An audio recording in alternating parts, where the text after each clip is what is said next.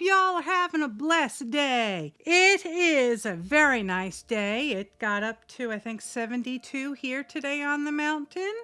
And it is extremely windy. We're having sustained winds around 20 mile an hour with gusts up to 50 mile an hour.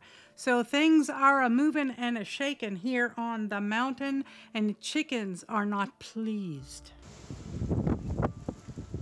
So they didn't get much yard time today. We are here with our next little project, and this is an original pattern that I've designed. I will insert a picture of it here, of the quilt top and then of the block. And it is a foundation paper piece block, and here is a sample block that I've made. It finishes 8.5 inch square, and it is scrappy scrap. And this is the paper piece pattern, and you'll notice that it's kind of narrow. And I have here on the instructions that pieces 13 and 14 are 2.5 inch by 8.5 inch, and you sew them down this here seam after you've done piecing this. So I'm doing scraps, and I'm doing a nice black fabric that has dots on it. I like it. I have not made a quilt top out of this. I've made the one block and I ran it through its course. It works fine. You'll see the layout that one block goes this way, the next one goes this way in the quilt. I'm calling it Dizzy Ducks. Piece one this way, and that's the way it gets laid out on the quilt. The next one goes this way. It's very, very striking, and I am using black fabric because I am not a fan of white fabric. Me and white fabric don't get along because I'm always afraid it's going to get dirty. So I am just trimming up this pattern piece so I don't have to deal with all this paper. I'm not trimming to the line yet, but you can if you prefer. I am marking all of my lines with the tracing wheel. It perforates the paper and makes it easy to fold. I don't know if you can hear that wind, but wow, it's howling. That wind is rip-roaring, and this is an old farmhouse, so it blows right through the house. I am perforating it because it helps it fold, and it also helps when you're looking at the back of the pattern. It helps you see the lines that you're working with.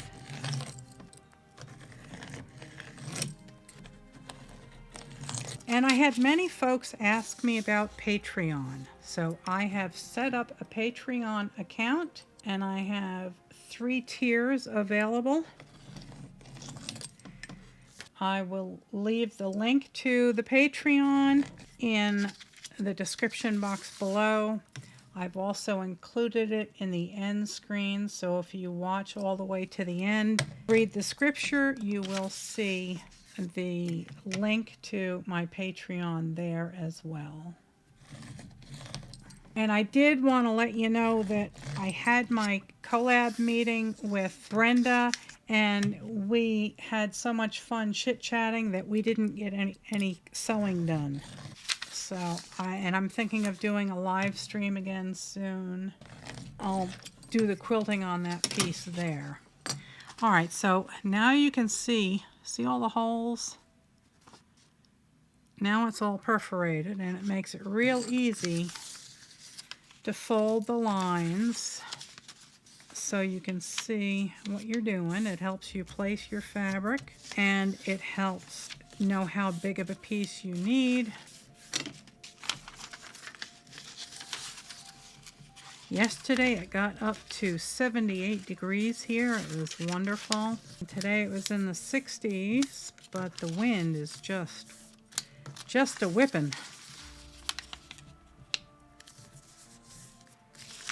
Okay, so I have all of the lines folded. I have pieces that vary in width from 2.5 to 3.5 or 4 inches tall. So you're just going to find a piece that you like, and you're going to make sure that it covers, and you can see, yeah, you can see the fabric through the paper there, so you know it's going to cover. Wrong way, Jose. Just to help me out a wee bit so I have an idea of where I need to put my side fabric. I'm going to trim this triangle, and now I'm going to take a piece of black fabric, and that is plenty big enough. Mr. Dinky Doo, you are causing issues here. Can you not, please? Okay, so that piece will cover, and this is where I get turned around and messed up. I get very confused doing this. See, now that's not covering it. Okay. Now that's definitely covering it. So I'm happy with that. I am going to straighten this out, and we're going to sew right on the line. I have shortened my stitch length to 2 mil, and you can go over the line a wee bit. It's no problem. I am going to trim off the excess, but first I just want to make sure that it covers. Yes, it does. Thank you, Jesus. Alright, so I'm going to cut off some of the extra that I am not needing. Stick it over there. And I am just going to finger press it. And that is piece number 2. Now I'm going to fold back 3. And I'm going to trim it. And you can keep the decent sized scraps. You can see I have a pile over here. Now this one is a bit bigger because I've kind of, you know, they're dizzy. They're not in a straight line, and that should cover it. It says here in fine print. You can see I'm cutting generously because I just don't deal well with math and angles and backwards and forwards, and that is a wee bit shy, and that's also shy. There, that works. That covers it. Hopefully the line, yeah, the line was pretty close to that. And before I trim, I'm going to fold it back to make sure it covers, and it does. So that's a wonderful thing. Just trim off the excess. Now we can fold it back. Again, we're going to give it a bit of a finger press. So there is our first duck. And we can go this away and trim it, and that makes it a lot easier to put the next piece on, because you just have to line up a 1/4 inch there and you're good to go. And that's quite large, but I still have the selvage on here. So let me cut that off. And this one is easy. No angles, no panic, no backwards upside down. It's just a simple sew a 1/4 inch seam and you're good to go. And you can see I was off the line a wee bit, but you do want to try and nail that point. And see here, I was so confident and I screwed it up. So I'm going to pull that out and I'm going to fix it. It's no big deal. I didn't make my stitches so tiny I couldn't pick them out. They are a 2 mil and they're quite flexible. You know, I can just get them out. You do not have to use up all your printer toner. You can print out a couple of these, and then what you can do is you can use just scrap paper and you can trace. I actually have tracing paper. You can use parchment paper. You can do all sorts of any kind of low-cost paper that you can see through enough to copy the lines, and you can use a Sharpie to outline these lines if they're not dark enough for you to see. There we go. All right, so we're going to try that again. We need to cover that. So if I do it like this, it will cover. Okay, that covers. Trim that back. Okay, there is our next piece. All right, we'll start with the small one first. And I am being overly generous because I don't want to come up short. Been there, done that. Don't want to do it again. And it doesn't matter that this is piece 6 and that I'm deciding to do that first. It doesn't matter. It's okay. And let's see, if I just do the 1/4 inch line, it should cover. And it does. So we shall do that. And that covers wonderfully. It's a beautiful thing. All right, so that's that piece, and now let's see how big of a piece I need here. Quite a bit, actually, I think. And this is where I get all confused. This is where I get all confused all the time. Okay, that looks like it'll work. Maybe not. And you can finger press this if you like, but I'm going to run with it. And that gives me coverage. Yes, indeedy do. Trim it. And then we fold it back. Give it a nice finger press. And now I'm going to trim away the excess. Oopsie. Oopsie. That's an issue, but I can fix that. Yep, I can fix that. And nobody will know. Nobody's gonna know, because I'm not telling no one. Okay, there, now we have coverage. Okay, now we're ready for the next piece. How about this one? I like that color. Okay, so we're just going to... Oh yeah, we have coverage. So if I sew this here like this, that should cover. And that should do it. I like foundation paper piecing. I just don't like the amount of waste. Although, I mean, technically that's not... I can use those. I can make little somethings out of them. Okay, that will work. Fold it back out of the way so I can trim it. At that angle, will I cover? Yes. So this doesn't take too awful long, and it's a good use of your scraps. You can even make the background scrappy. Multiple black prints or multiple tone-on-tone white prints or gray prints or yellow or whatever color floats your boat. I'm trimming to the seam allowance line because we still need the 1/4 inch for our side pieces.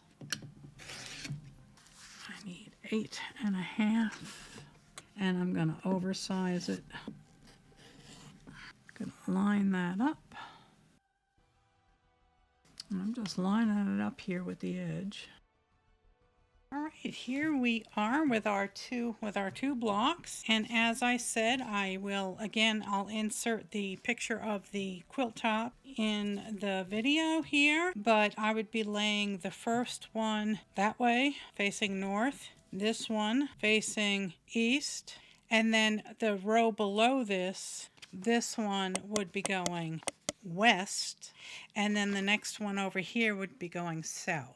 So you want them going, if you're looking at a block of 4, okay, so north, east, west, south. That way there's a little bit more movement. You might possibly, I don't think a jelly roll would work unless you're really precise, but you could certainly give it a try.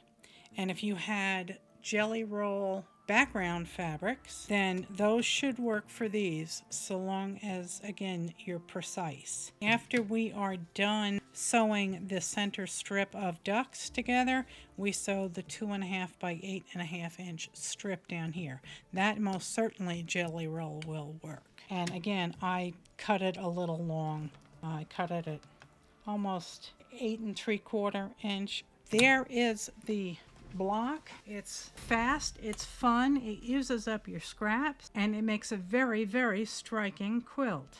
So here we are with our 2 little blocks here, and they finish out at 8 inch square, so 8.5 square unfinished. I think there is a lot of excitement in the pattern because the ducks are dizzy. I just think it adds a lot of interest to a quilt. It'd make a great baby quilt, a scrap quilt, a charity quilt. So I want to thank you all so much for your comments and for subscribing to my channel. It means the world to me. The comments make my day and lift my spirits, and I can't thank you enough. I would like to ask that you please do subscribe to my channel, because 62 or 63% of you are not subscribed to my channel. So I kindly ask that you do go ahead and hit that subscribe button and ring the notification bell so that you know when I post a new video. I'm trying to post more and more original content, and I'm trying to make the channel interesting and broad, so there's something for everyone. Please do share my videos and my channel with your friends and on your social media to help me out. Folks did ask for a Patreon, so I have set that up. I have 3 tiers. So please do check out my Patreon. I will be adding more and more perks as my stamina builds, and I'm hoping to make it a really fun environment for everybody. And I also have a Facebook group that I was using during my mixed media days, and I'm considering turning that back on for members here that would like to join so they can show me the lovely quilts that they make, and we can have more of a community. So I will see you right back here at 70 Acre Studio with our next little project, whatever that project is. And until then, and I hope you have a very, very blessed day. I love you all.